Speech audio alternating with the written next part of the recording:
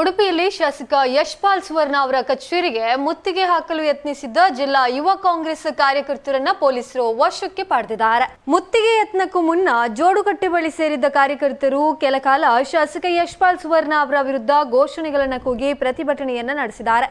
ಪ್ರತಿಭಟನೆಯಲ್ಲಿ ಬೆರಳೆಣಿಕೆಯಷ್ಟು ಯುವ ಕಾಂಗ್ರೆಸ್ ಕಾರ್ಯಕರ್ತರು ಮಾತ್ರ ಭಾಗವಹಿಸಿದ್ದಾರೆ. ಪರಿಸ್ಥಿತಿ ನಿಯಂತ್ರಣದಲ್ಲಿಡಲು ಸುಮಾರು 100ಕ್ಕೂ ಹೆಚ್ಚು ಪೊಲೀಸರನ್ನ ನಿಯೋಜಿಸಲಾಗಿತ್ತು. ಬಳಿಕ ಪೊಲೀಸರು ಪ್ರತಿಭಟನಾಕಾರರನ್ನ ವಶಕ್ಕೆ ಪಡೆದು ಸ್ಥಳದಿಂದ ತೆರವುಗೊಳಿಸಿದ್ದು ಯಾವುದೇ ಅಹಿತಕರ ಘಟನೆ ಸಂಭವಿಸಿಲ್ಲ.